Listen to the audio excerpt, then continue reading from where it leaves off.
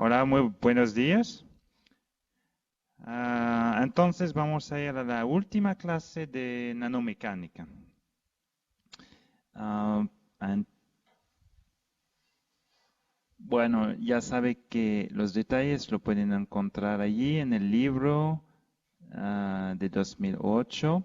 Entonces, unas palabras para decir lo que hemos hecho hasta ahora. Entonces, el lunes vimos la vinculación entre la estructura del material, en particular el enlace de los átomos, con las propiedades mecánicas. De ahí el martes, claro, que cuando se cambia el tamaño de la muestra o el tamaño del grano del material policristalino, entonces sí vimos que las propiedades iban a cambiar mucho.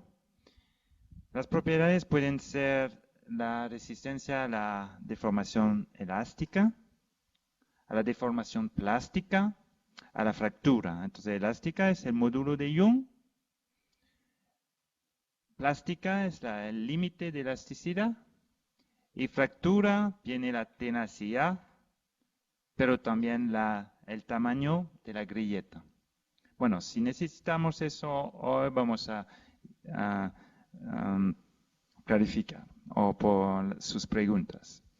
Entonces, estamos en la última parte de esa clase que va a ser más práctica, digamos, con las técnicas de caracterización. Todavía tengo que poner unas palabras en español allí, pero bueno, el francés se lee un poco como el español, ¿no? Entonces, la tercera parte es realmente de las técnicas de caracterización para medir esas propiedades a escala nanométrica. Ok, entonces,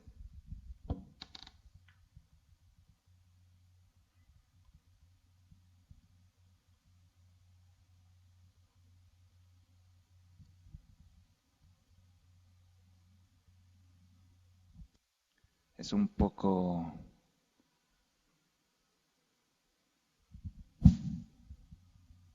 Muchas láminas.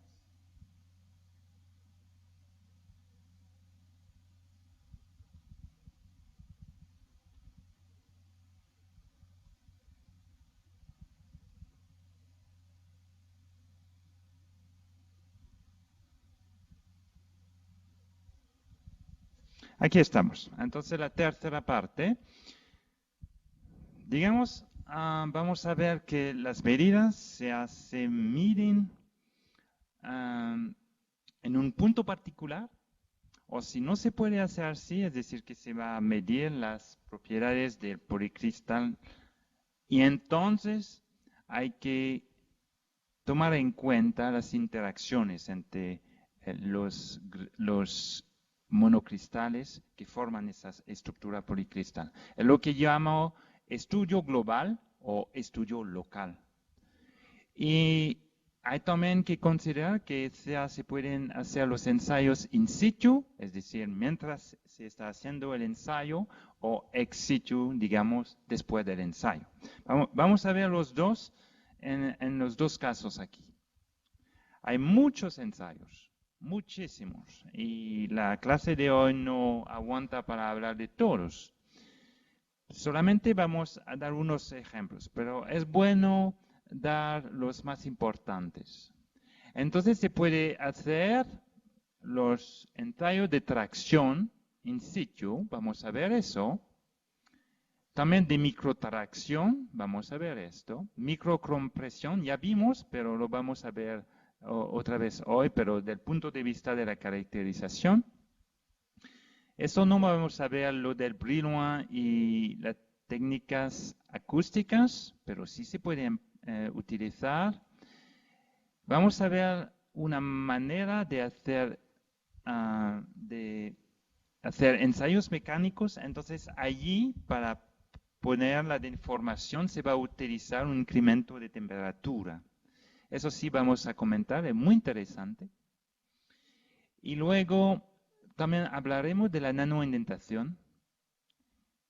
Y claro que hay muchos otros, por ejemplo, lo de tipo industrial, cuando por ejemplo, aquí se hace ensayos como en realidad es un recubrimiento de material nanocompuestos que comentamos la vez pasada.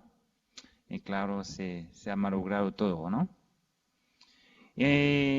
Uno final que se aplica mucho con los recubrimientos que se llama el Bulge test. Es decir, que se pone una presión de gas y se deforma el recubrimiento. Cuando vamos desde aquí hasta estas técnicas, siempre se está complicando mucho el campo de deformación. En particular, aquí la deformación es uniforme en la muestra y en nanoindentación es muy heterogénea. Bueno, cambia mucho con la posición. Vamos a ver eso en detalles. Lo raro es que se usa mucho la nanoindentación, aunque es muy difícil de interpretar. ¿Por qué se utiliza tanto? Porque con esta técnica se puede obtener el módulo de Young, la dureza o digamos el límite de elasticidad y también la tenacidad. Hasta cuando se habla de un recubrimiento, también la energía de interfase entre el recubrimiento y el sustrato. Por eso se utiliza tanto, pero es bastante complicado, lo vamos a ver hoy. Para hacer observaciones hay muchas técnicas, no voy a hablar tanto de eso, pero nosotros vamos a comentar de rayos X, de microscopía electrónica, por transmisión, pero hay muchas otras. También vamos a ver de barrido y por supuesto hay microscopías opticales y bueno, cualquier tipo de difracción también aquí de neutrón. Pero nosotros vamos más a hablar de microscopía electrónica y difracción X. Por ejemplo, aquí unos ensayos que se pueden hacer con recubrimiento es tracción uniaxial, la Bulge test que comenté en la lámina anterior, nanoindentación, bueno, y todavía más, ¿no? Ven que hay muchas técnicas, entonces no podemos hablar de todas. Si quieren, hay un papel de esos dos investigadores. También si van a la página web de ese hombre, de ese investigador, va a encontrar videos de ensayos. Es bastante bueno. Le puede dar más tarde esa página web. Es bastante bueno, son videos que se muestran ensayos de pilas, de microtracción, bueno, que voy a enseñar ahora, pero no tanto de in situ, ¿no? Hay videos que más atractivos. Bueno, nosotros hacemos, por ejemplo, este tipo de ensayos, es un poco fastidioso. Entonces, aquí es el sustrato y arriba el recubrimiento y hacemos entonces deformación, microtracción a función del esfuerzo. Y se ve que según el tipo de material se va a deformar diferentemente. Se ve que cuando se cambia, se acuerda, aquí estoy fabricando el material nanoestructurado de la tercera manera que comentamos el martes, es decir, nanocapa, ¿no? Multicapa. Entonces, aquí es el periodo del multicapa, 3, 6 o 24. Y se nota que según ese, el material o la multicapa se va a romper a diferentes niveles de deformación o de estrés. Bueno, eso por siempre, ¿no? El tamaño que modifica las propiedades del material. Hay claramente diferencias. Bueno, vamos a ir ahora en detalles en ensayos. Vamos a empezar con el más fácil, que es el material, el ensayo de tracción. Aquí es algo muy interesante. Esto es un equipo japonés que hizo las mediciones. Entonces es tracción y se toma un material que es, según dicen ellos, un vidrio metálico, pero vamos a ver que no es realmente. Y se deforma, se genera superplasticidad. Bueno, el óptimo se encuentra a esas temperaturas. Ahí se deforma un montón. Mira, esto es el estado inicial, esto es el estado final. Son elongaciones que se cuentan en 100%, 300, 400. Es una locura. Porque esa particular medición, bueno, no viene de la medición, es muy simple de hacer ese tipo de medición, porque es tracción uniaxial. ¿Qué pasa entonces? La razón de eso es que no es un vidrio realmente, es una mezcla de zonas amorfas y zonas cristalinas. ¿Ven aquí? Son microscopía de electrón de transmisión y se ven nanocristales muy pequeños. Entonces, no es un vidrio metálico, es un compuesto con zonas nanocristalinas y por eso se puede deformar con superplasticidad. Bueno, eso es bastante fácil de hacer, un ensayo de tracción. A escala, digamos, ven la escala, no es centímetro, bueno, eso no es muy difícil de hacer. Se agarran la muestra y se aplica una fuerza. Y bueno, así hacemos los ensayos de tracción. Bueno, eso un poco más de comentarios. Allí sí, viene a ser un poco más difícil. Ahora mira la escala. Entonces se quiere hacer una muestra de microtracción. Por eso se necesita fabricar primero la muestra. Solamente eso es difícil. No solamente la muestra, también cómo se va a agarrar la muestra. Bueno, de un lado es fácil. Se ha fabricado aquí una muestra que te agarra. Entonces esto se obtiene con el FIB, el Focus Ion Beam. Fabrican así, todo eso sigue ese autor. Entonces se fabrica con iones, ¿no? Ion Beam.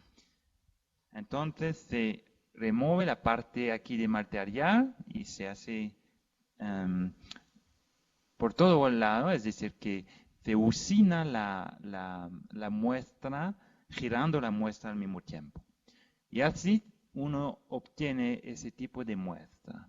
Ahora también hay que fabricar lo de cómo agarrarlo, ¿no? Mira, es bien complicado. Y esos son ensayos que ahora se desarrollan mucho y se hace mucho trabajo en ese campo.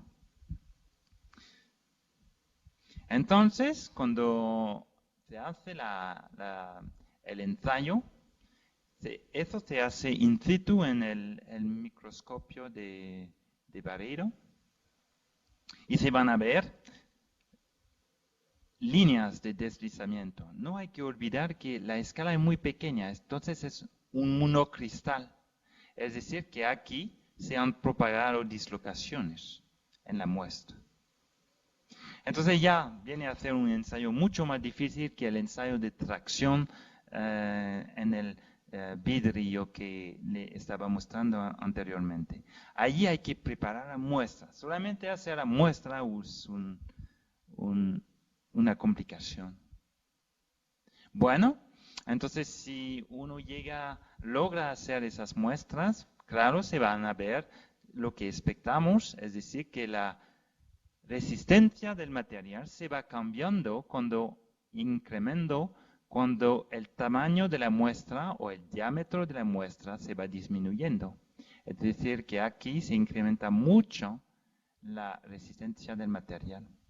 Claro, porque como comentamos el martes, si se disminuye mucho el diámetro, entonces ni hay dislocaciones, hay que fabricarlas desde nada, es decir que claro se va a incrementar mucho el esfuerzo que hay que aplicarse a la muestra. Bueno, esos son experimentos otros, pero sigue muy similar, aunque allí la muestra tiene una sección cuadrada ahora. Miren esas propagación de dislocaciones, solamente unas, ¿no ves? Aquí se está aumentando poco a poco cuando se incrementa el esfuerzo. Y bueno, la geometría es un poco diferente, pero también fue obtenido por fabricación con el FIP. Ellos también miden una resistencia que se va aumentando siempre cuando se va disminuyendo el diámetro de la muestra. Bueno, eso comentamos ya, esa curva. Pero claro que para obtener esa curva es bastante difícil y hay que comentar que hubo muchas discusiones entre los autores que no estaban de acuerdo y creo que por la dificultad de hacer las muestras y los ensayos, por eso hubo tanta diferencia entre autores, pero hoy día, digamos, en el 2011, parecen que estaban más o menos de acuerdo, ¿no? Hay una línea maestra que sí dicen por muchos materiales que se va disminuyendo o aumentando, digamos, la resistencia cuando se disminuye el diámetro de la muestra. Antes de desarrollar este tipo de ensayo, que es bastante difícil, hubo mucho trabajo con pilas. Entonces, para fabricar un pilar no es fácil tampoco, pero es más fácil de manejarlo. Es decir, que ahora se fabrica también con el FIP, con Ion Beam. Pero en ese caso no se estira, pero se aplica una compresión en el material. Claro que vamos a observar también deslizamiento, es decir, propagación de dislocaciones aquí. Bueno, no siempre. Hay un estudio recién de ese equipo de Switzerland y muestran que no es tan fácil de formarlo. A veces se va a romper. Todos esos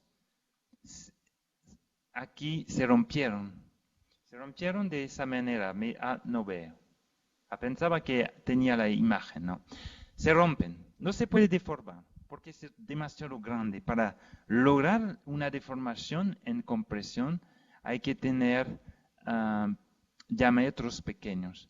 Pero cuidado, la resistencia sí se va aumentando siempre cuando el diámetro se va disminuyendo. ¿Sí? ¿Ven? Pero aquí, como la muestra es muy grande, hay grilletas. Entonces, al lugar de deformarse plásticamente, hay más probabilidad que haya una grieta en el pilar, por eso se rompe. Entonces, hay una competición entre el modo de formación frágil y el modo de formación plástico.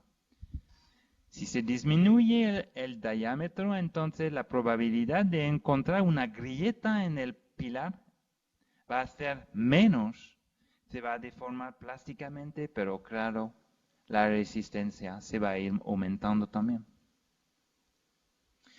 Aquí hay entonces a la derecha, eso fueron imágenes de microscopía de barrido y ahora son microscopía de transmisión. Se nota todas las dislocaciones, ¿no? Hay que comentar que no es solamente de dislocaciones, porque mira, hay un montón de cosas aquí, bueno, y mira, si se toma el patrón de difracción, hay puntos que no deberían de ser. Es decir, que vienen por el microtwinning, no sé cómo se llama aquí en Venezuela, o en español, digamos, microtwinnings, es decir, que hay no es dislocaciones perfectas, pero no sé, microtwinnings, ¿qué sería eso? Microtwins.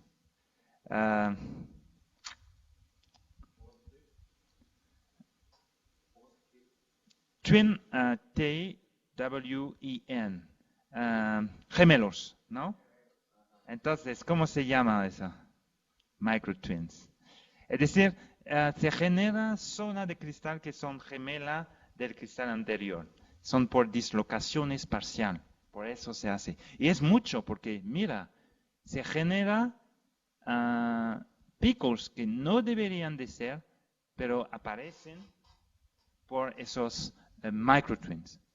Bueno, si encontramos la palabra al final del curso, le comentaremos. O de repente la tienen allí en los otros sitios. A ver.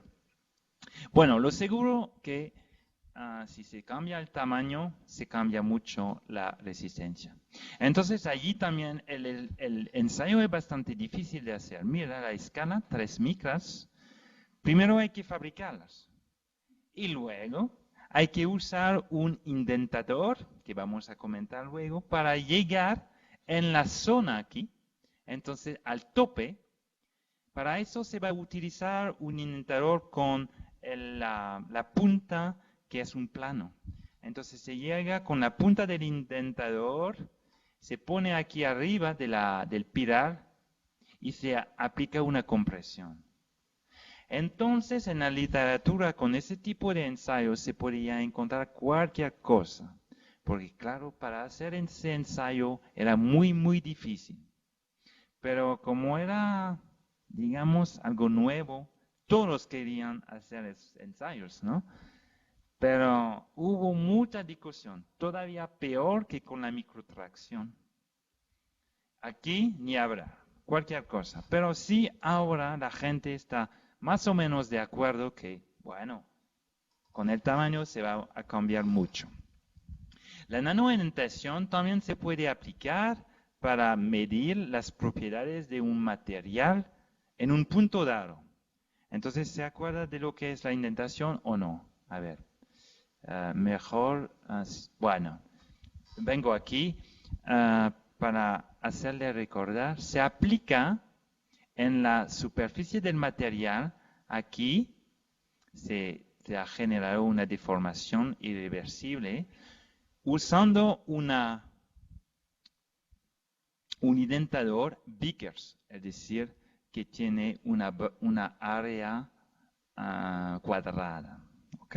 Entonces se va a aplicar ahora este tipo de indentador en la superficie de la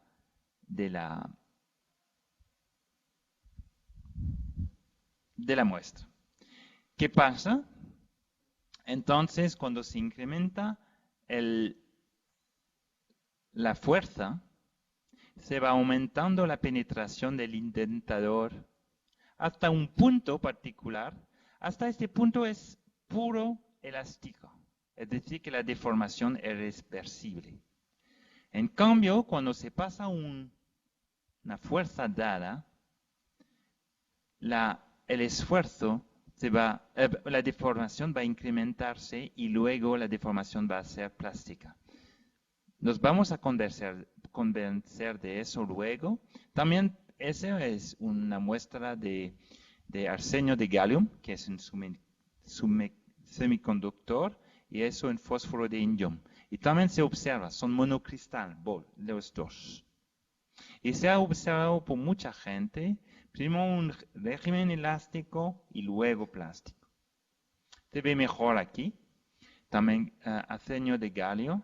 Entonces, elástico hasta este punto y una penetración brusca aquí y se continúa de manera elástica y plástica. Entonces, ¿qué pasa? Hay que recordar que el indentador, que es una punta, claro, su extremo no es una punta perfecta, pero es como una esfera. Entonces, aquí viene a ser una esfera y la punta iría así, ¿no? Pero claro que nunca se va a poder fabricar una punta de geometría perfecta. Siempre se está un poco usando, ya haciendo los ensayos, pues. Entonces siempre la punta te va a terminar con un tamaño, digamos así, ¿no? Es usada. Sí, digamos que si toma, por ejemplo, un Vickers o un Berkovich, que es una punta también, entonces cuando se usa se va malogrando y el tamaño de la esfera al correspondiente sería de 200 nanómetros hasta 400 cuando se va usando más y más y más y más.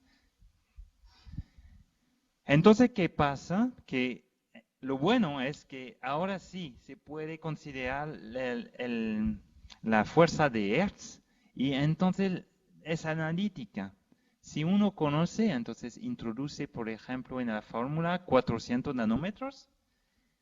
Conocemos el módulo de Young, sí se puede prever la penetración con una fuerza dada. Y luego se va a poder calcular la presión a ese punto. Es lo bueno, ¿no? Lo malo es que la punta no es perfecta, pero lo bueno, las ecuaciones son muy fáciles. Diamante, sí, sí. Sí, siempre. Diamante, entonces, sea Vickers o Berkovich. Vickers es una punta con sección cuadrada, diamante, ¿no? Y Berkovich es triangular. Entonces, en cada caso, vamos a conocer ese radio del extremo de la punta y así podemos medir el esfuerzo cuando el material se cambia de elástico a elástico plástico. Y uno obtiene valores muy altos, es decir, que son monocristal sin grietas. Entonces, para generar una zona plástica se necesita esfuerzo muy grande, casi el módulo elástico dividido por 10, es decir, casi lo máximo que se puede encontrar. Cuando usan estos semiconductores como el arsenio de galio, ¿tienen que ser de ese tipo o usan cualquier tipo? No, nosotros nos gusta mucho este tipo de semiconductores porque se pueden producir con muy pocos defectos, muy pocas grietas en comparación de cualquier material. Para hacer un estudio, digamos, fundamental es muy útil, por eso estoy empezando con ese. También el pilar que se rompía a veces o que se podía deformar era también de semiconductor. Es muy útil y para estudios.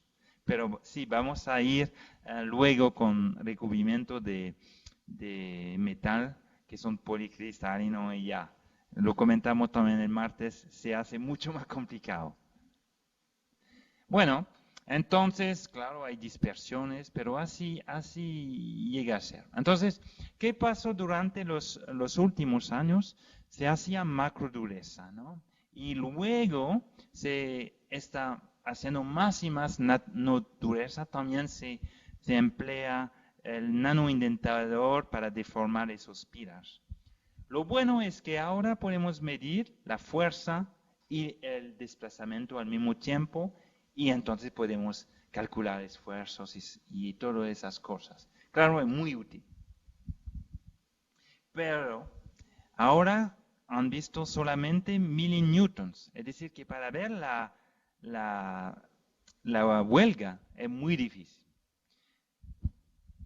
Se necesitan técnicas de fuerza atómica, microscopía de fuerza atómica, microscopía electrónica y todo eso. Y es bastante difícil. Por eso es siempre útil tener modelos para solamente usar la curva fuerza-desplazamiento y encontrar el esfuerzo y la deformación. Pero no siempre es posible, hay que decir que también ayudan mucho a la microscopía. Bueno, eso en macrodureza, en el vidrio, se aplicó una fuerza de algo como newtons. Entonces se puede medir la dureza, que es la división de la fuerza por el área, la superficie de la huelga. Si se habla de Vickers, hay que multiplicar ese nombre por un nombre muy raro que viene de la época, que se considera no la superficie de la huelga, pero la superficie de esos lados que son inclinados. Entonces, por eso. Se puede medir la tenacidad. Hay modelos que son de Long y Marshall. También se puede determinar la tenacidad. El módulo de Young va a ser más difícil. Hay que usar la nanodureza. Es decir, fuerza, la curva fuerza, penetración. Entonces, eso se usa mucho en la literatura, es muy útil y te puede encontrar entonces dureza y tenacidad, que bueno, es bastante. Por eso la gente utiliza tanto la indentación. Pero allí viene a ser la nanodureza. Entonces, estamos interesados, como le dije anteriormente, con la curva fuerza-penetración. Vamos a aplicar fuerzas pequeñas a lo máximo 300 milinewtons. Entonces, aquí tenemos una célula de carga, entonces se incrementa la corriente allí y con eso se incrementa la fuerza. Es decir, que tenemos una bobina en un campo magnético. Si se aumenta la corriente, se aumenta la fuerza. Y abajo allí tenemos una medición de desplazamiento que es capacitivo. Es decir, que cuando se mueve el indentador, se mueve la placa en el capacitor y por supuesto cambia. Entonces tenemos allí la fuerza a función de tiempo, la penetración a función de tiempo y se puede determinar la fuerza en función de la penetración. Claro que, bueno, parece simple, pero no es tan simple. Se necesita superficie con poca rugosidad. Hay que considerar que se aplica un corriente, entonces hay efecto de Joule, es decir, que hay que cuidar mucho con los efectos térmicos allí. Bueno, es un poco, a veces no es tan simple, ¿no? Para utilizar muy pequeñas cargas viene a ser muy difícil. Nosotros no queremos mucho emplear cargas bajo el milinewton, porque es un poco difícil. Aquí la máquina, entonces ya sabemos bastante, utilizamos puntas, que puede ser Berkovich, como dije anteriormente, o Vickers. Unos también utilizan puntas esféricas, pero nosotros no.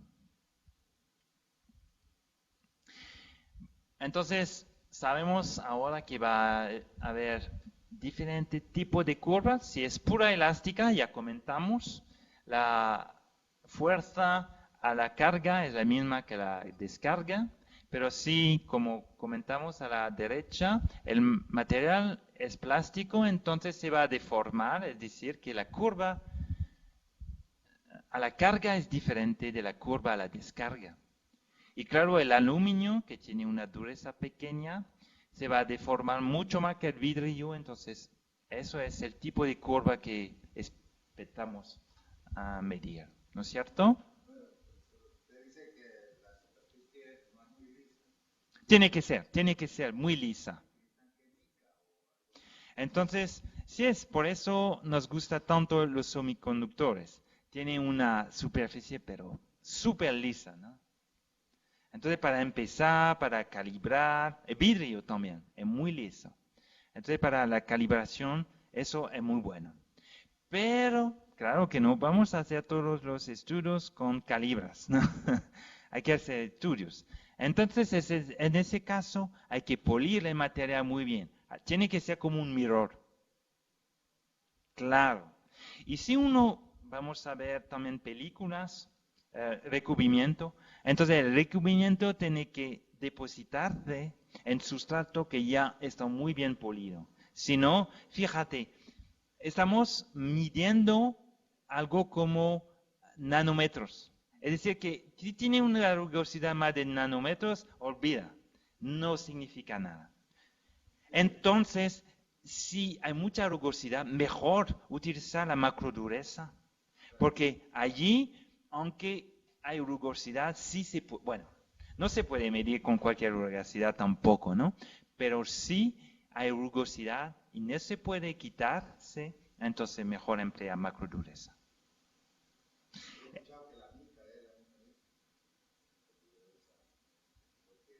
Ah, la mica, sí, sí. Porque se obtiene por fractura, pero claro, hay como, sí, escalones, como las aztecas, ¿no? Pero en cada escalón sí se puede medir. Claro, sí, sí. Para polir el material, bueno, se usa papel diamante, pero hay eso gradual, ¿no? Se disminuye el tamaño del diamante poco a poco y se termina por alúmina o sílica coloidal para obtener el superficie mirror. Es decir, que uno se tiene que ver en la muestra. El espectro, ¿no? Sí, sí, sí. Es un criterio bastante bueno. Bueno, la rugosidad siempre se puede mejorar, pero a lo mínimo para hacer nanoindentación tiene que ser espectro. Sí, entonces, ¿qué pasa cuando se deforma? A mí me gusta mucho esa imagen. No es un Vickers, es una punta mucho más aguda, pero sí se entiende muy bien lo que pasa. A mí me gusta mucho, es una imagen de Limin Chaudhry. Chaudhry está en la Universidad de Cambridge. Entonces, la punta, mira, esa micrografía se obtiene cuando el material está cargado. Es decir, que está cuando se aplica una fuerza. Entonces, el contacto entre el material y el indentador es hasta este punto B, ¿no? Todo eso. Y alrededor del contacto se ve también que se deforma el material de manera elástica. Es decir, que cuando uno descarga el material, esa parte desde el punto B allí se va a descargar hasta el punto A. Y en la muestra se va a solamente conservar esta parte, la huelga. Pero esa zona sí se va a descargar hasta este punto. Entonces es muy interesante ver, ¿no? Que el material también se deforma alrededor. Entonces lo que vamos a hacer son hipótesis.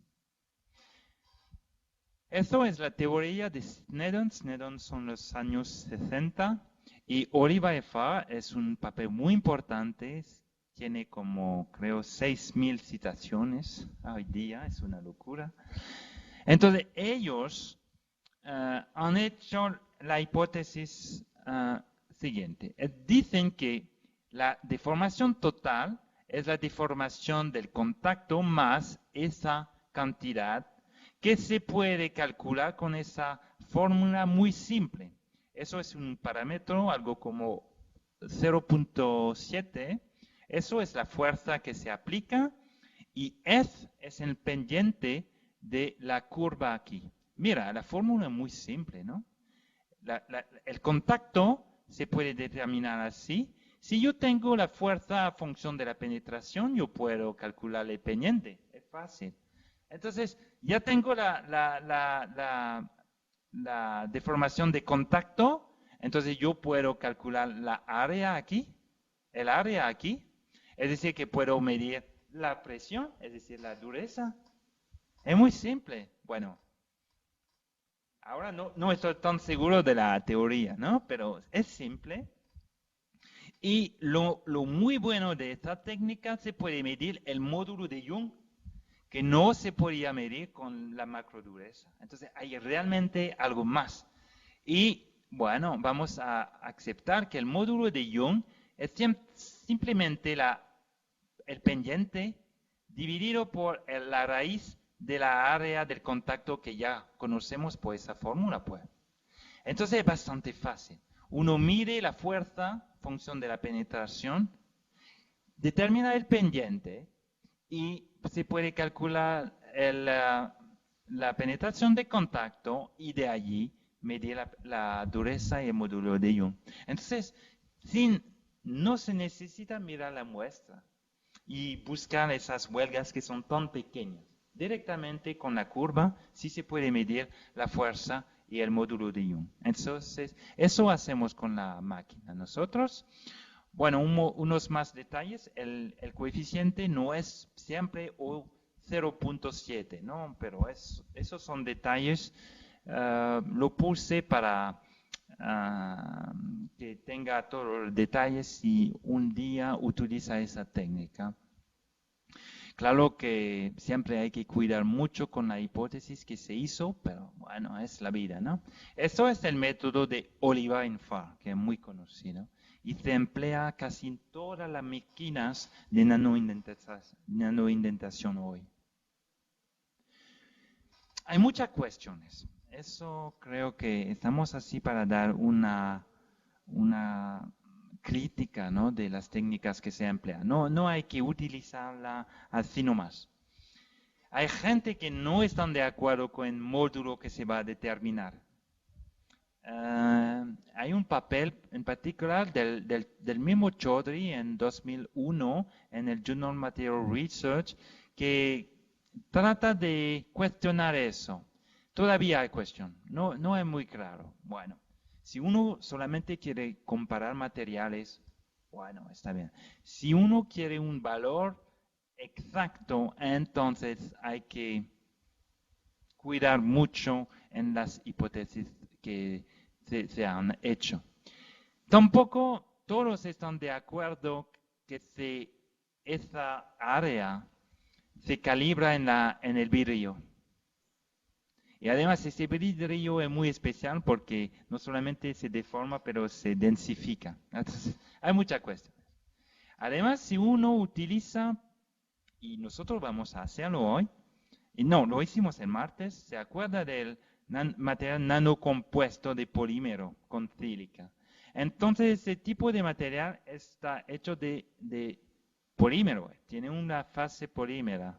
Es decir, que su respuesta depende del tiempo. Hay viscosidad. Es viscoelástico, ¿se acuerda de eso, no? Entonces, en ese caso, ¿cómo vamos a aplicar ese método que es para un material puro elástico cuando se descarga?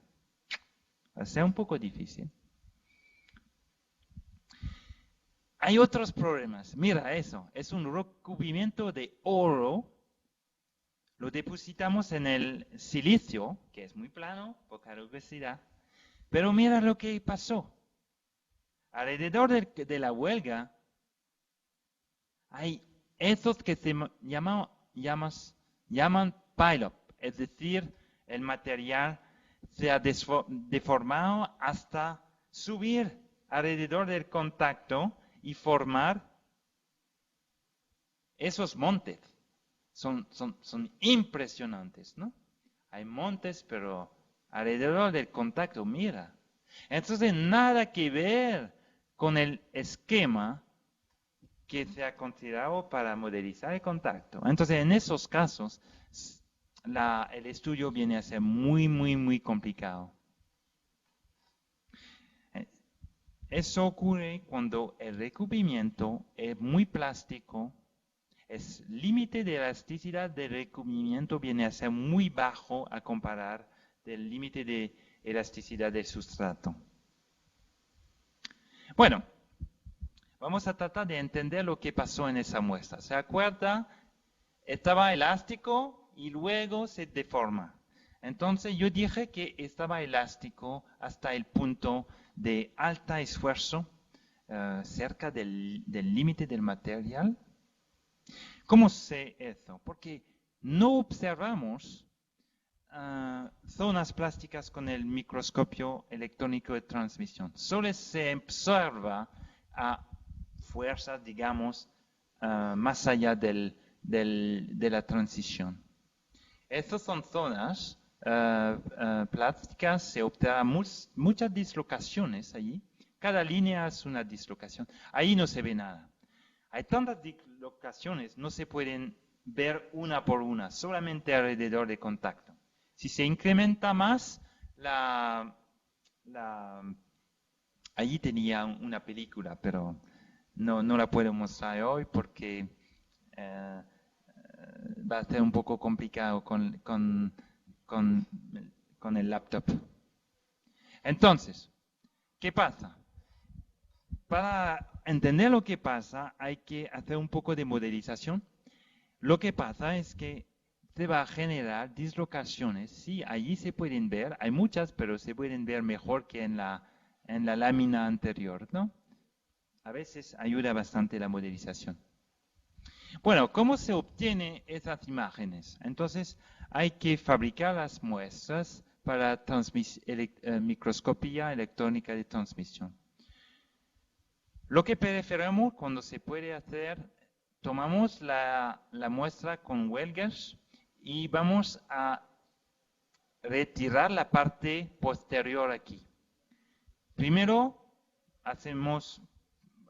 polimos el material y luego usamos una solución química que va a remover el material hasta un punto cuando el material solamente está como 100 nanómetros de anchura. Entonces, la imagen se puede ver en el microscopio. Ya le he mostrado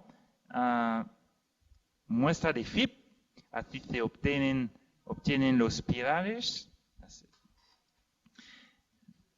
FIP Myelin. Entonces, esto fue introducido hace tiempo por Saka y Abe en 1997.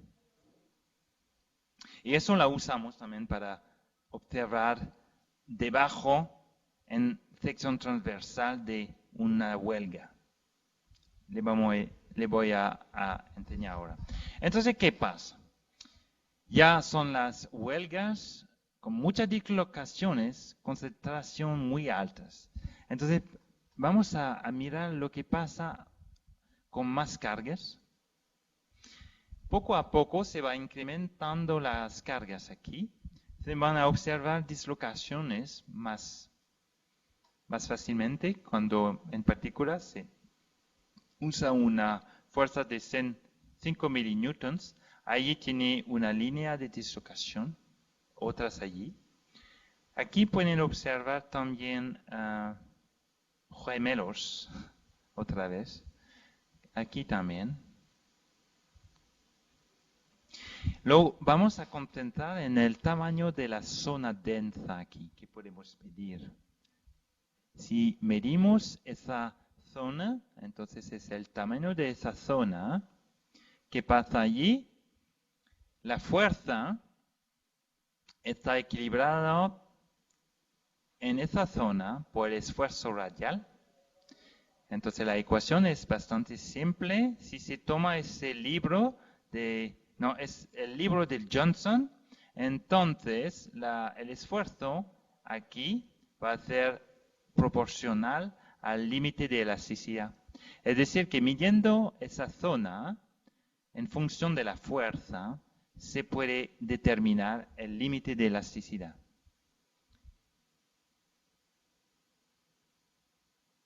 Así. Entonces, la zona, el tamaño de la zona, en función de la raíz de la fuerza, y como pueden observar, la zona plástica se va incrementando cuando se aplica más fuerza. Lo interesante es que estamos confirmando ese modelo donde la variación debe ser una función lineal de la raíz de la fuerza. Entonces de allí podemos determinar el límite de elasticidad para ese material o para el otro.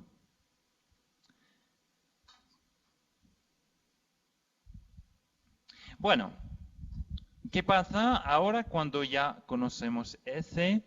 Se puede hacer modelización. ¿Se acuerda que lo hicimos para un contacto esférico? Es un poco más complicado con el contacto con una punta. Eso también, me fastidia ese computador. También es el modelo de Snellen. Entonces tiene unas ecuaciones así. Y es un poco más difícil cuando se considera la parte plástica. Entonces tenemos una ecuación para la parte elástica, una para la parte plástica. Pero si combina eso, entonces uno llega, bueno, utilizando esa fórmula, uno logra obtener esa fórmula, es decir, que la fuerza es proporcional a la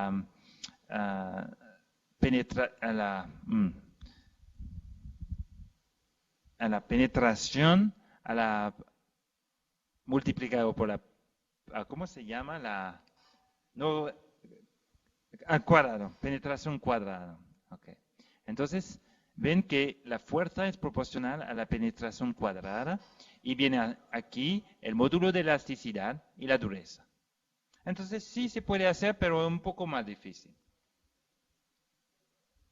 Bueno, más imágenes para ver un poco mejor lo que pasa allí. No solamente hay esa zona central que se desarrolla, como vimos, pero también hay unas dislocaciones más allí, ¿no es cierto? Y si ahora hacemos macrodureza, es una locura lo que se pueden observar. Muchas dislocaciones que generan cristal gemelo, por eso se pueden ver los contrastes allí. Hay mira, todas esas son dislocaciones. Entonces, de ahí aquí hasta como 10 dislocaciones, ¿no? 1, 2, 3, 4, 5, 6, 7, 8, 9, 10, casi 10. Es una locura lo que se genera por el proceso. Aquí macrodureza. Si uno mira en sección transversal, ve esas bandas de deformación. Esos son los planos de alta densidad de átomos. ¿Ven? Bueno, otra vez vemos que en el patrón de difracción hay más puntos que se espera. Es decir, que aquí también se ha generado zonas gemelas. Más imágenes para entender lo que pasa, es también macrodureza, pero ayuda a entender lo que pasa a la escala nanométrica. Entonces tiene solamente una parte lo que se nota que hay bandas de dislocaciones que se propagan así y también en los otros planos, ¿no? Pero, claro, ¿qué pasa? Entonces, eso es simétrico, es decir, que esas bandas se van a reunir aquí y va a haber muchos problemas de propagación. De repente, a veces se puede observar grietas allí. Entonces, ¿qué pasa? Allí tiene una zona de alta deformación. Si tengo tiempo, iré más con eso, pero es algo tremendo, es algo como 30% de deformación. Allí tiene cracks que se van a generar si se utiliza mucha carga. Y lo que pasa entonces, ayuda a entender también en el régimen nanométrico, se va a generar dislocaciones así, que se van propagando y formar así bandas de dislocaciones. Bueno, utilizamos ahora la nanoindentación para entender lo que pasa en una muestra. Lo bueno de esa técnica es que vamos a poder hacer un perfil de propiedad mecánica. Aquí tenemos un metal donde que se ha tratado por nitrógeno. Mira aquí, son casi 8 micras que están tratados y se puede notar que la respuesta de material muy diferente en esa zona que contiene mucho nitrógeno por el tratamiento y esa zona que es mucho más plástica, ¿no? Se deforma mucho más. Entonces, si ahora mira, estamos haciendo ensayo de nanodureza, mira, cada micra, a escala muy pequeña, ¿no? Llegamos a este punto, ni se puede ver los tamaños, la huelga, son muy pequeños porque es muy duro. Mira, la dureza, cuando estaba 5 en el material interior, viene a ser casi 3 veces más cuando está tratado. 500 gigapascal comparado de 5. O 15, disculpe, 15 a comparar a 5. Lo interesante pueden ver que a comparar el módulo de elasticidad casi no cambia. Entonces, realmente hay que cuidar siempre cuando se considera las propiedades mecánicas. No cambian de la misma manera, digamos, el régimen elástico es muy diferente del régimen plástico. Elástico es el enlace entre los átomos. Plástico es la posibilidad de generar dislocación, que es muy diferente como se puede notar. Cambia la nanoestructura del metal. Bueno, aquí, claro, para hacer más acerca de eso se tiene que considerar la variación de las propiedades cuando se incrementa la penetración. De eso comenté ya el martes. Tiene mucha aplicación, ¿no? Es decir, que la dureza tiene mucha influencia en el desgaste del material. Por ejemplo, aquí el desgaste en función de la dureza, ese es un diagrama logarítmico que ya de tipo que comentamos ya, pero eso es un nuevo. Claro que cambiando la dureza se va a poder cambiar el desgaste del material. Por eso se tiene que modificar y utilizar diferentes materiales, en particular nanométrico, recubrimientos nanométricos. Ahora vamos a ver qué pasa. Mira, lo que estamos fabricando aquí es una pared, pero a nivel micrométrico. Tomamos una superficie de material y fabricamos este tipo de pared. Y lo que vamos a hacer es un ensayo mecánico en el centro de ese. Es decir, que ahí estamos midiendo la influencia del tamaño de la pared, su influencia en la respuesta mecánica. Entonces ya conoce el tipo de curvas. Lo hemos hecho en diferentes paredes. Aquí es la curva normal, sin pared. Aquí es una curva con la pared de anchura mínima. Y se nota que cuando poco a poco se disminuye la anchura de la pared desde 3.8 micra, donde la respuesta es casi como el material bulk, pero si se disminuye poco a poco la anchura de la pared, se va modificando mucho la respuesta del material. Bueno, otra vez es la influencia del tamaño del material. Lo que podemos medir allí es la fuerza cuando se separa la curva de la pared de la del bulk. Aquí algo como 1 milinewton, aquí como 4 milinewton. Y se puede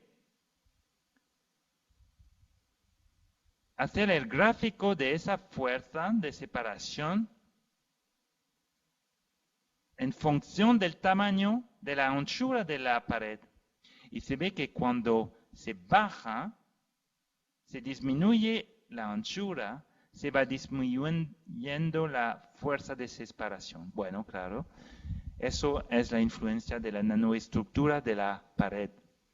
El objeto, que es monocristalino, se va deformando más fácilmente cuando es más pequeño. Y es en ese caso, ¿por qué?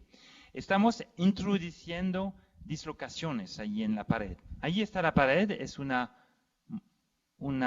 observación de microscopía electrónica de transmisión. Estamos casi a la fuerza de separación. Mira esa zona, ya casi está a la pared,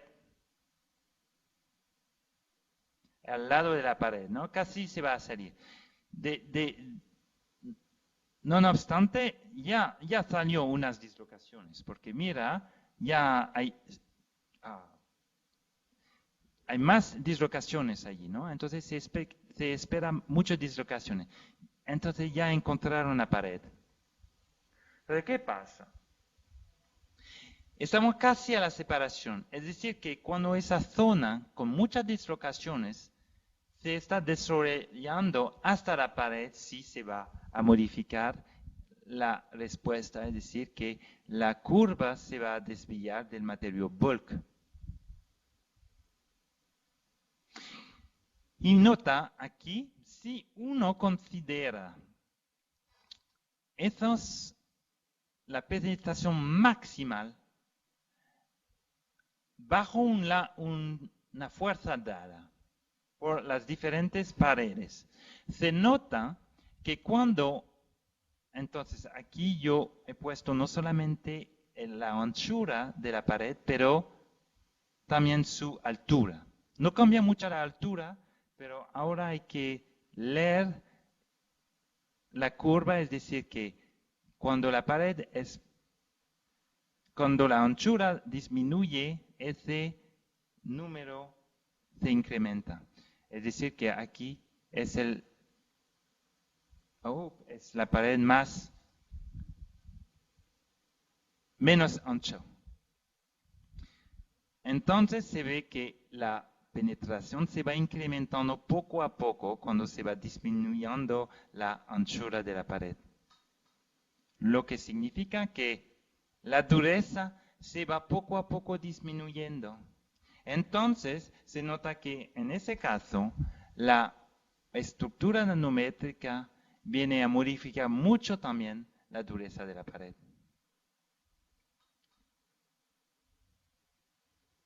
Ok, entonces vimos muchos ensayos, ¿ya? No sé cuánto tiempo me queda. 20 minutos. Entonces, podemos ir más a otra técnica. Entonces, vimos hasta ahora la tracción. Pero allí había grano nanométrico en la matriz de vidrio. ¿Se acuerda? Con la superplasticidad. De allí vimos el ensayo de microtracción. Luego, ensayos con pillars. Entonces, nanoindentación, donde se puede medir las propiedades locales de un material nanométrico. Ahora vamos a ir a tracción biaxial de recubrimiento de estructura nanométrico. Ya vimos unos resultados, vamos a ir más en detalles de la técnica. Entonces, vamos a primero considerar un recubrimiento y qué se puede aplicar. Bueno, podemos hacer ensayos uniaxial, como ya comentamos, ¿no?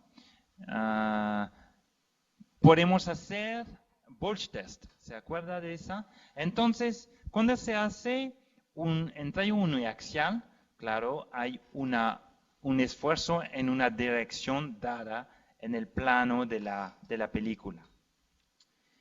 Si es un Boltzmann test, entonces los componentes de esfuerzos están los mismos, digamos, el sigma XX es el mismo que el sigma YY o YY.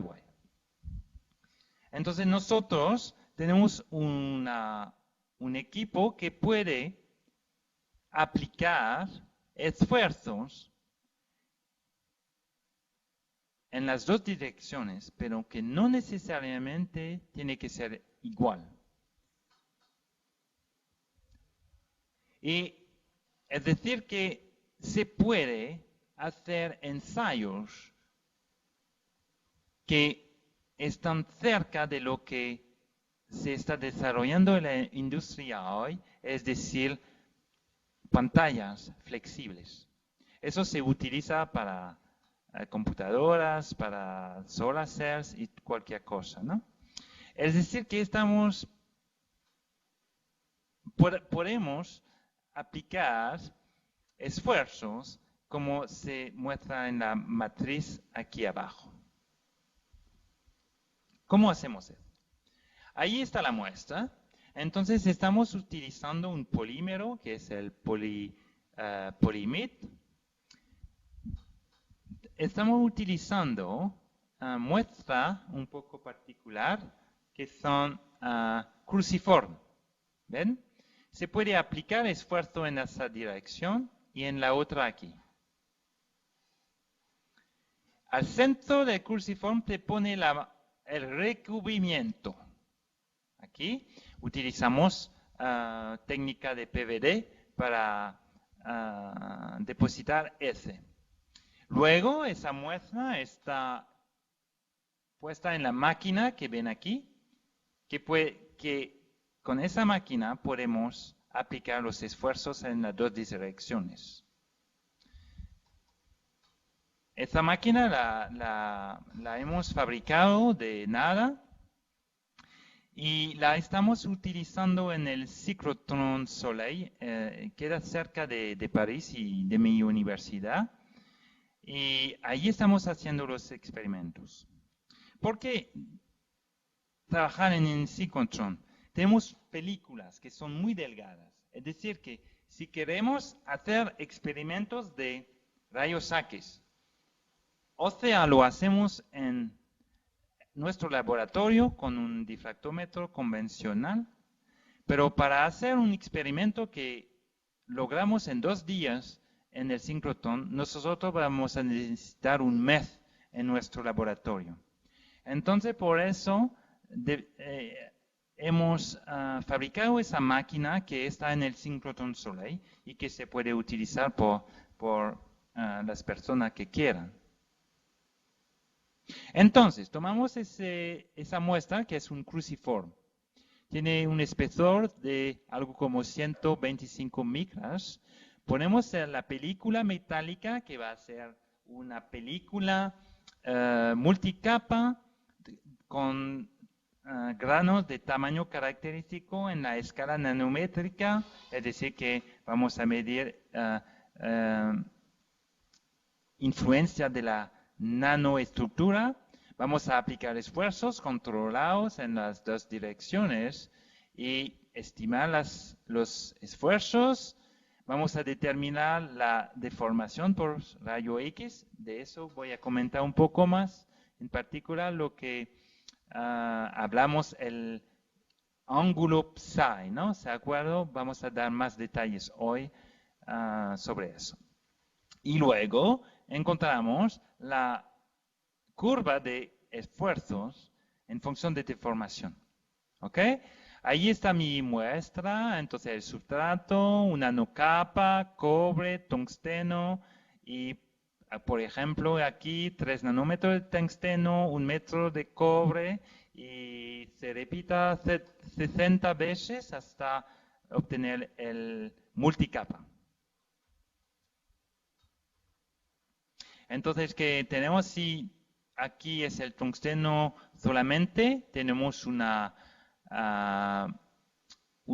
entonces, otra vez el psi, el ángulo psi, que es el ángulo entre los planos de difracción, el normal de los planos de difracción y la normal a la superficie. Entonces, eso es un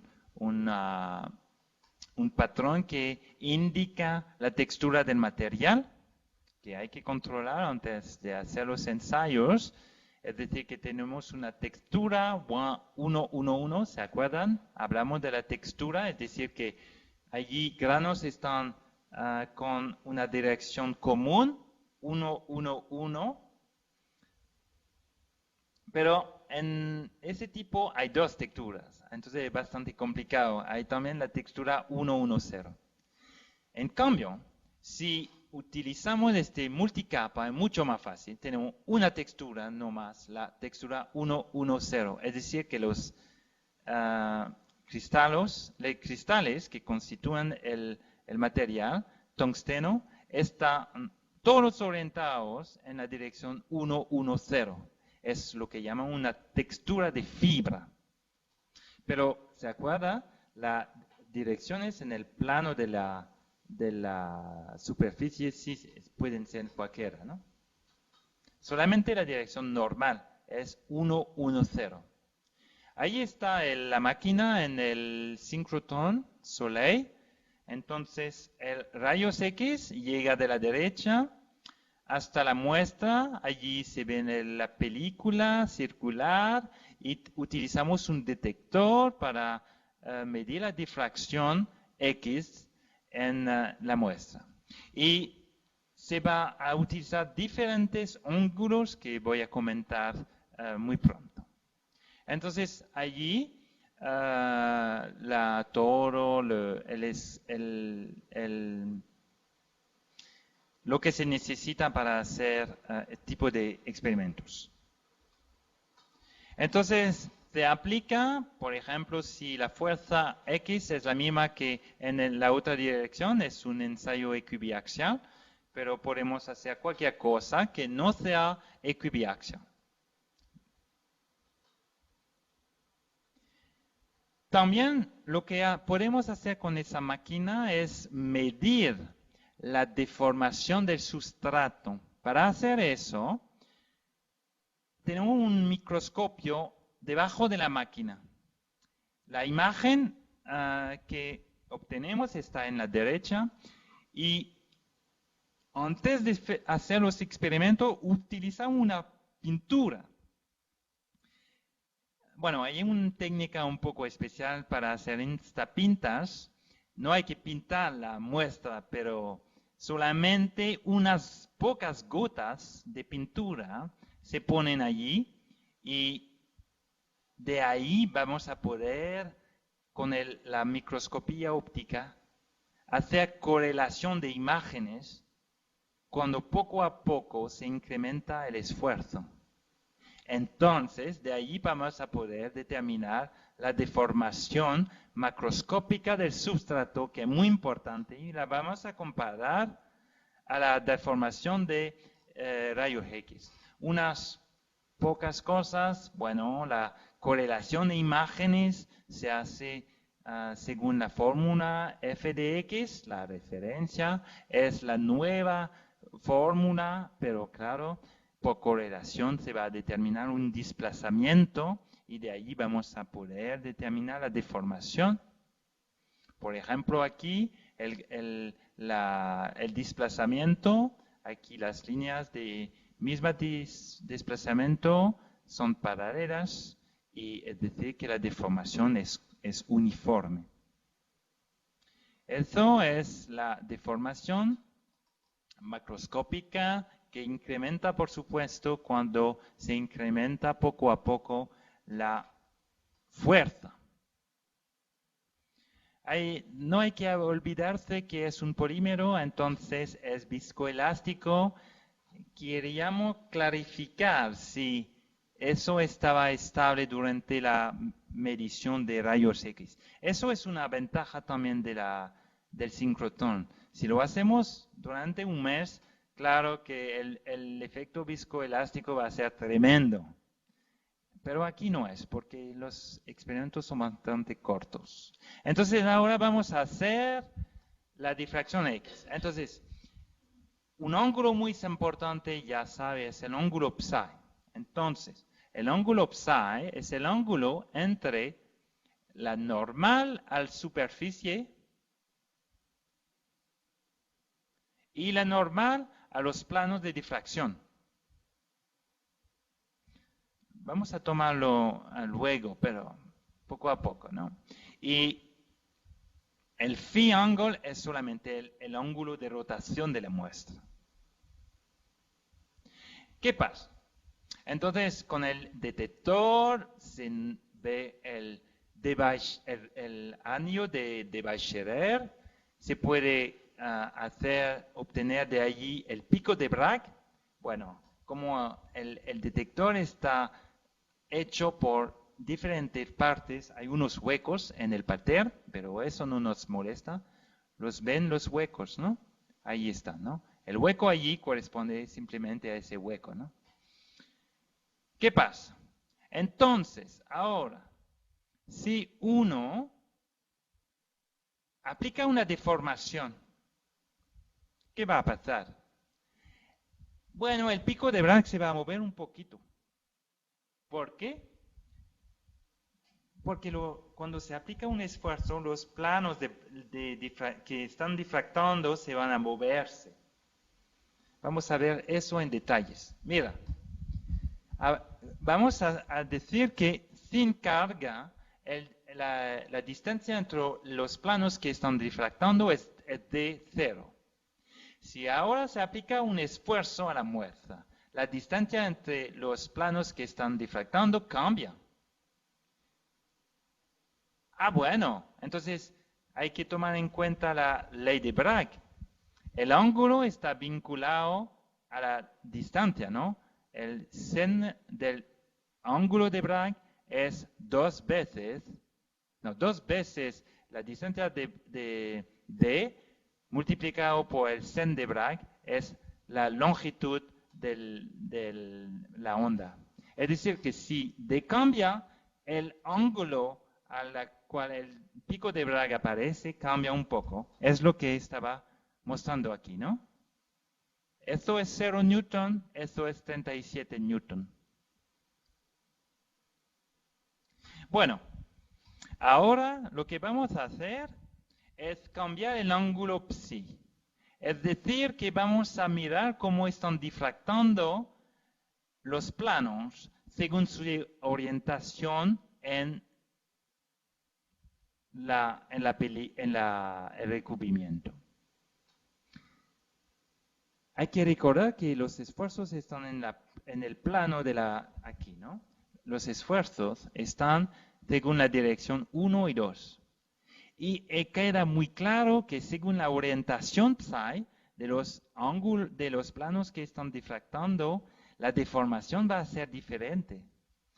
Si el ángulo es 90 grados, entonces la deformación es de tensión, si se aplica un esfuerzo de tensión en la dirección 2. Al contrario, si todavía se aplica un esfuerzo de tensión en la dirección 2, los planos con psi 0, es decir, paralelo a la superficie superior del recubrimiento, se van al contrario deformar por compresión. Y si supongamos ecuación de elasticidad lineal, suponemos ahora que los cristales del material nanométrico son isotrópicas.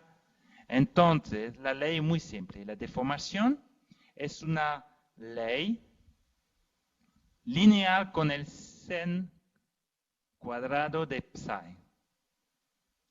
Y los factores son el módulo de Young, el coeficiente de Poisson, que es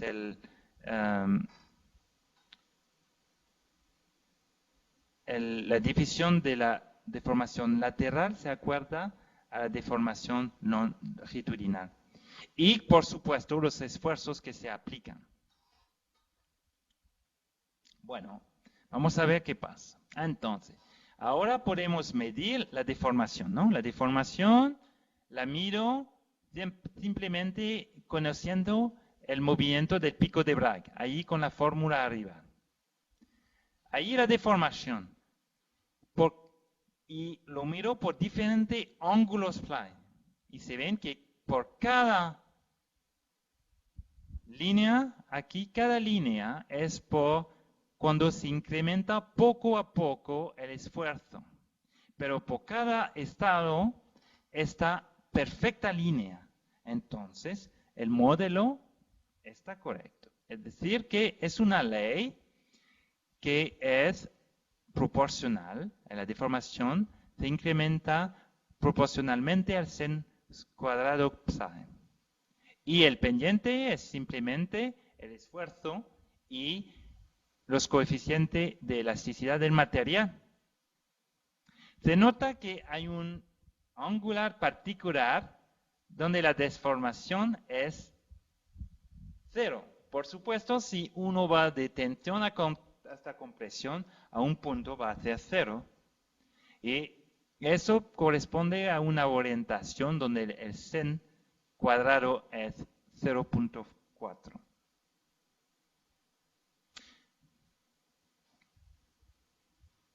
De allí se puede también determinar el coeficiente de Poisson.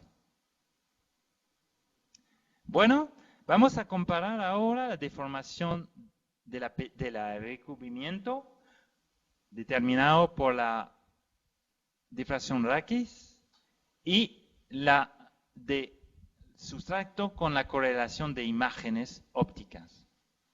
Y se puede notar que casi son la misma. Son la misma con una muy buena precisión. Una precisión de 5, 10, menos 5. Es decir, muy buena, muy buena.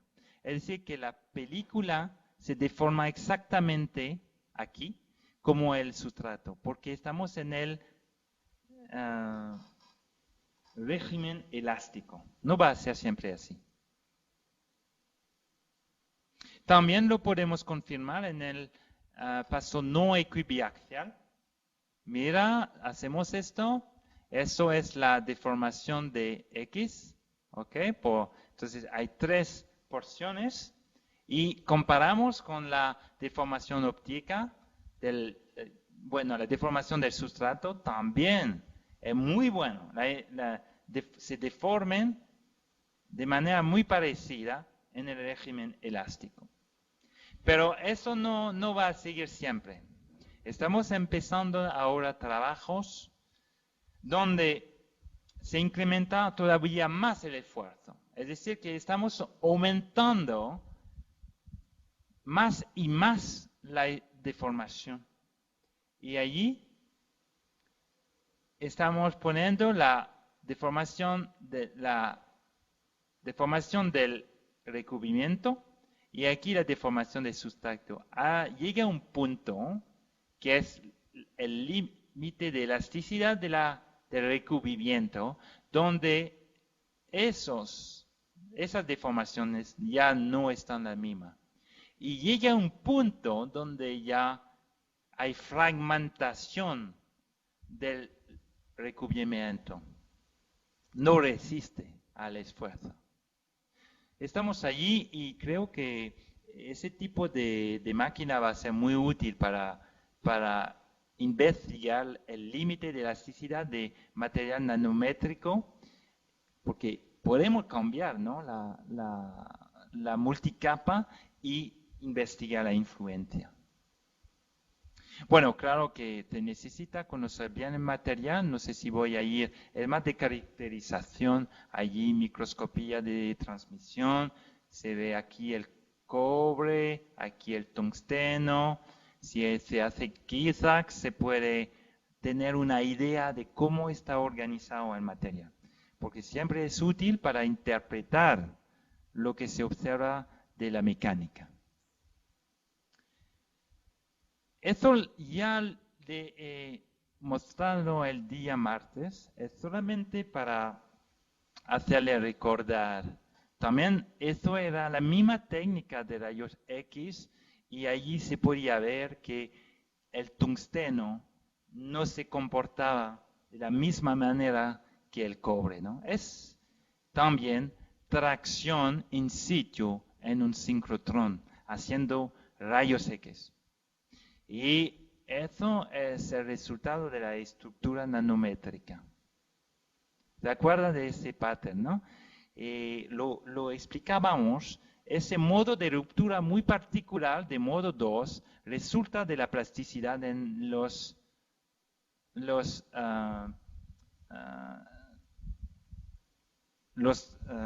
componentes de cobre, ¿no? Mira la dislocación. Si me queda un poco de tiempo, le quería comentar un poco, pero no sé si hay tiempo, de carga termomecánica. ¿Habrá un poco de tiempo todavía?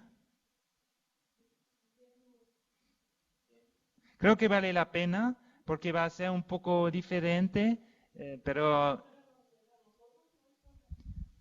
Ok, no hay problema allí para seguir un poquito.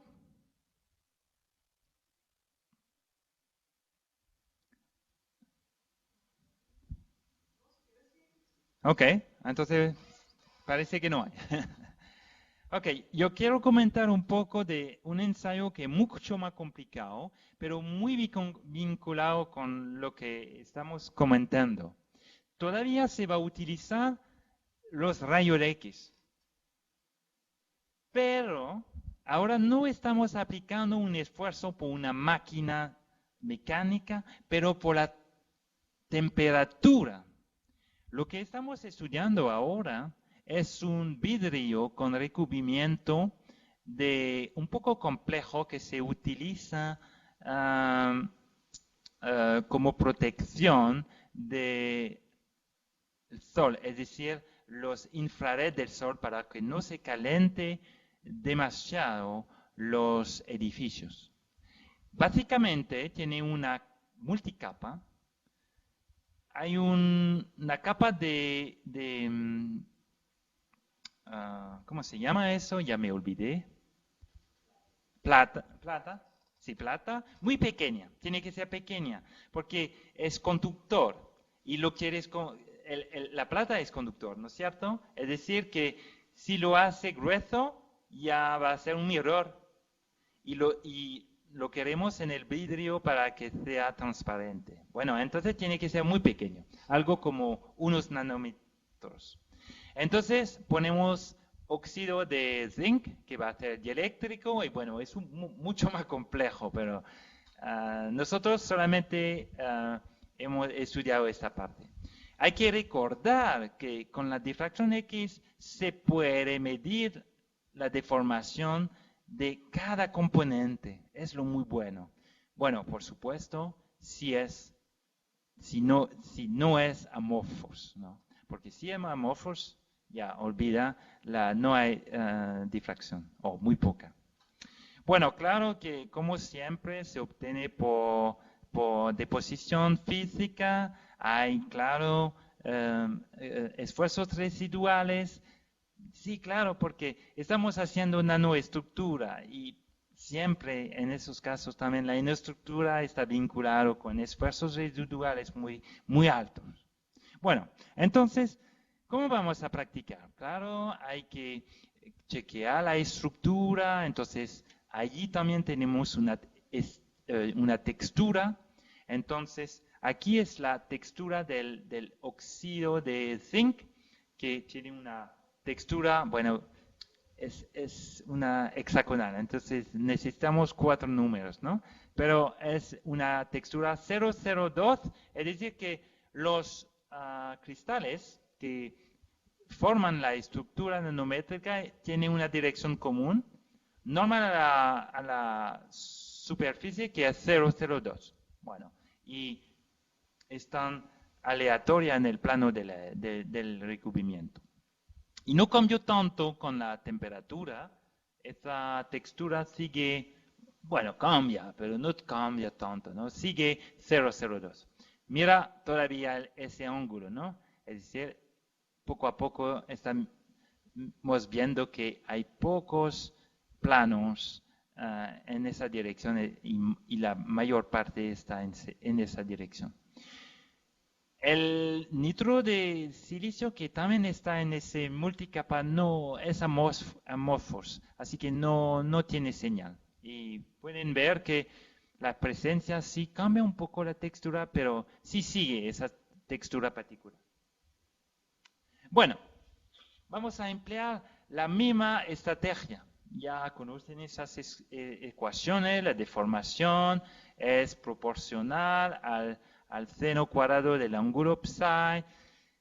Como le comenté el martes, si el material ahora es anisotópico, no es el módulo de Young directamente que viene así, pero un módulo de elasticidad que depende de la orientación.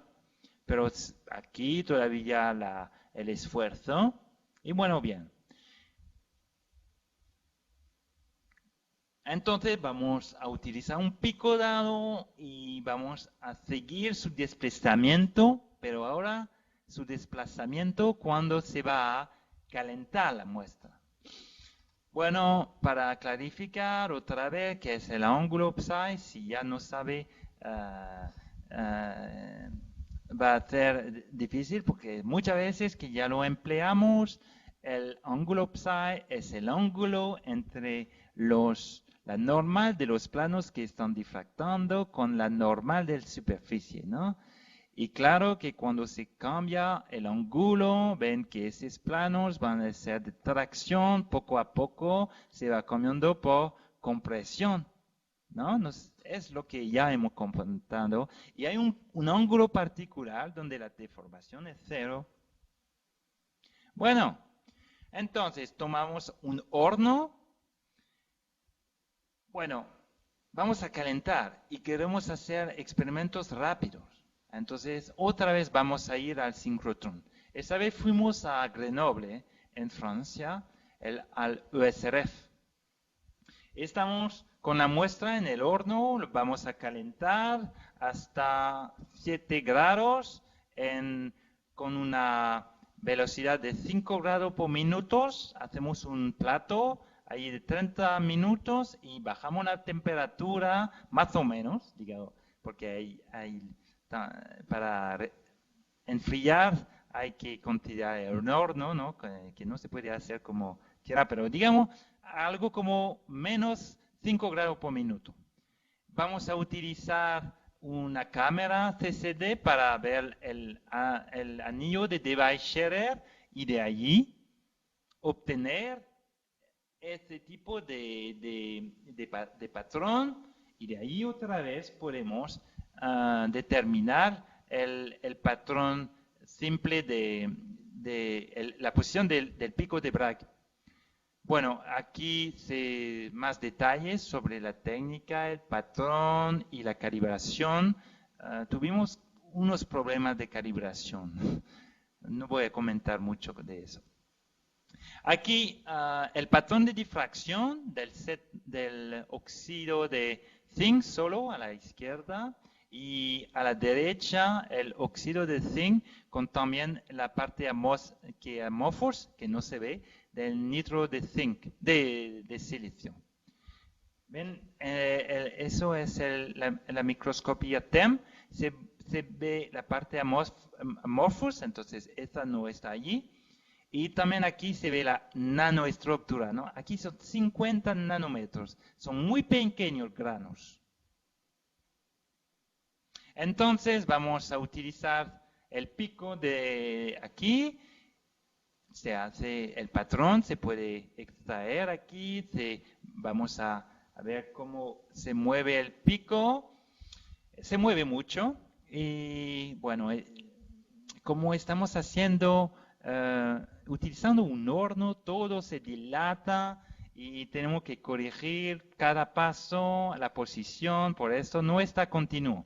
Pero con la matemática se puede sí lograr una curva única. Es muy interesante, muy interesante. Ahora, ¿qué hacemos? Estamos cambiando la temperatura y así aplicando un esfuerzo. ¿Por qué? Porque el sustrato no tiene el mismo coeficiente de dilatación térmica como el recubrimiento. Y la diferencia de coeficiente va a resultar en un esfuerzo aplicado. Eso es para el óxido el azul, el óxido de zinc solo, y eso el óxido de zinc con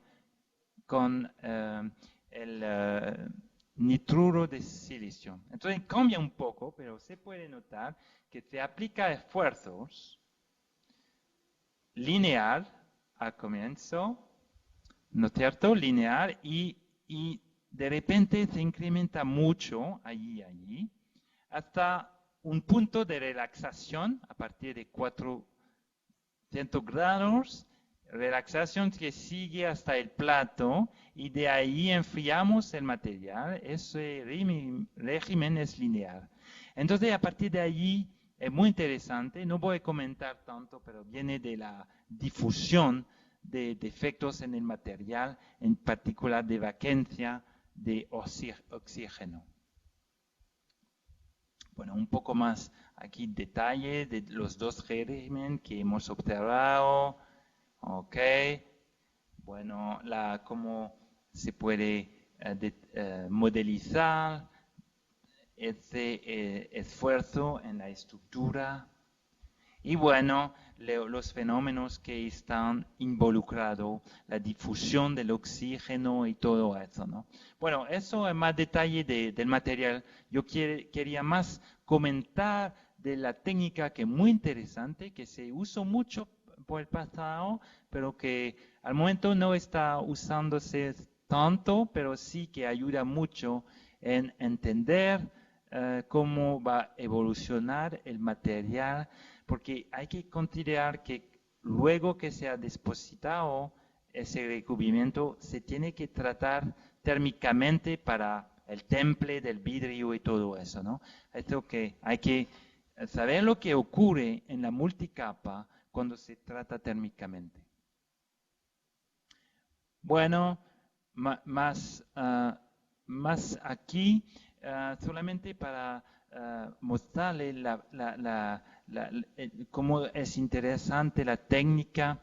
Ahí no solamente se puede ver el oxígeno, el óxido de zinc, pero también la plata, que es solamente 15 nanómetros. Y se ve la evolución del esfuerzo de la plata también allí. Bueno,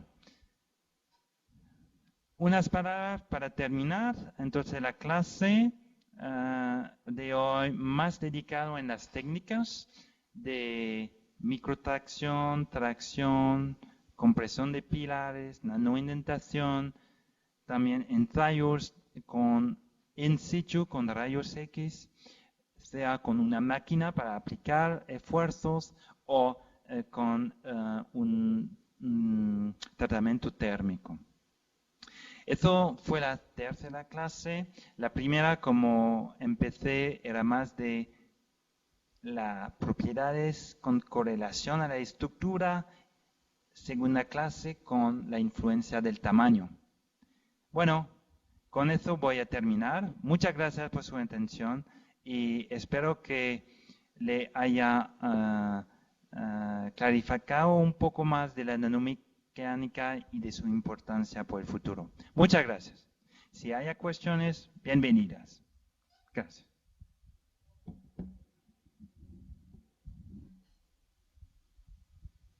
Eso fue un poco más largo, ¿no? Esa clase. No, está bien.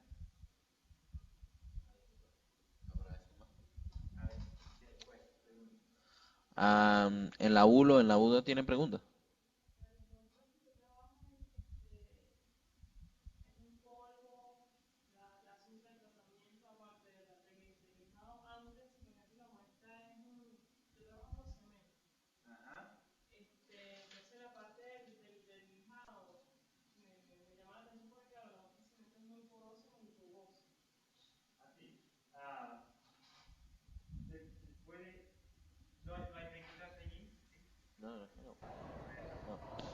Udo no tiene preguntas.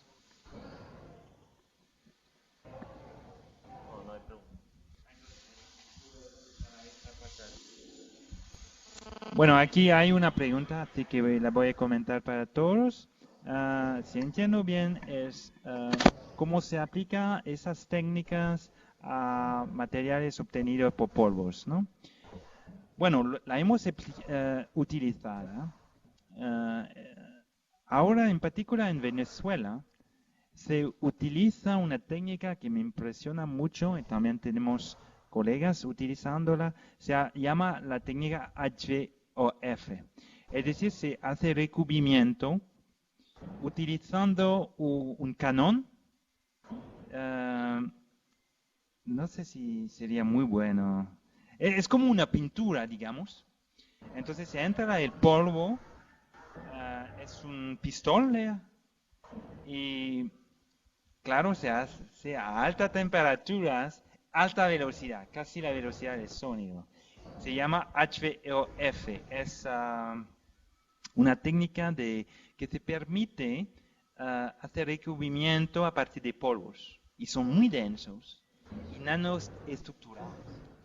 Y con Mariana Staya en la Escuela de Ingeniería aplicamos esa técnica de rayo X, de nanoindentación para determinar las propiedades de ese material particular. Eso por ejemplo.